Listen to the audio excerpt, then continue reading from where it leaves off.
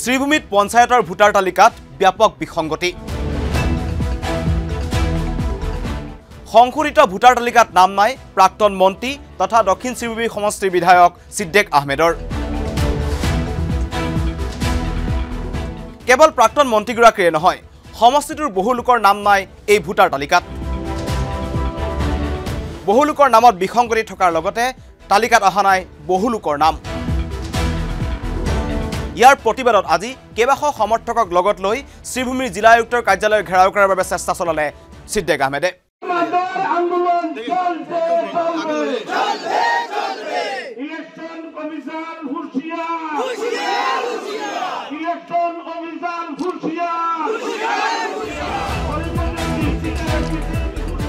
কিন্তু কেইবাশ সমৰ্থকক লগত লৈ প্ৰতিবাদ কৰিবলৈ যোৱাৰ সময়তে আৰক্ষীয়ে বাধা দিয়ে সমদলটোক।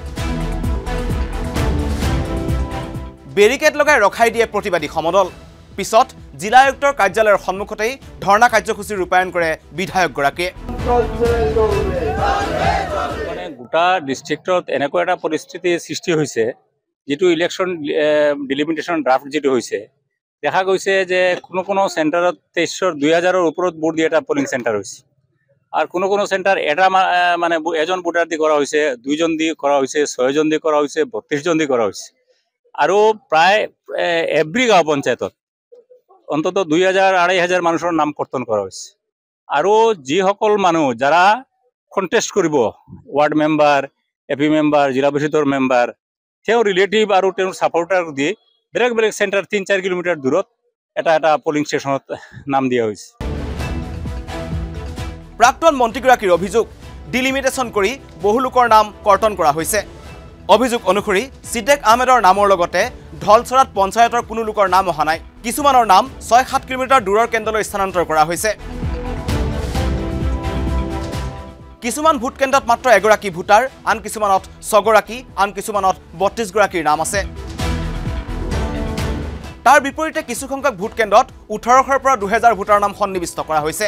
আনহাতে সংশোধিত ভোটাৰ তালিকাত সিদ্দিক আহমেদৰ নাম নথকা সন্দৰ্ভত ভূপেন বৰাৰ প্ৰতিক্ৰিয়া।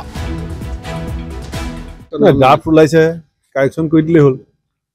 ড্ৰাফ্ট পঞ্চায়তৰ যিটো ব্যৱস্থা, সেইটো ড্ৰাফ্ট পাব্লিছ কৰিছে। তেওঁ বিজেপিৰ লগত থাকি এনেকুৱা অৱস্থা হৈছে যে নাই, এইটো মই নাভাবোঁ কিবা ডাঙৰ বিষয় বুলি। ভোটাৰ লিষ্টত যেতিয়া বনাই এজন দুজনৰ নাম বিভিন্ন কাৰণত বাদ কৰিব পাৰে। তেওঁ আজি প্ৰতিবাদী কাৰ্যসূচী লৈছে, এনেই আননেচেচাৰী হিৰো হ'বলৈ চেষ্টা কৰিছে।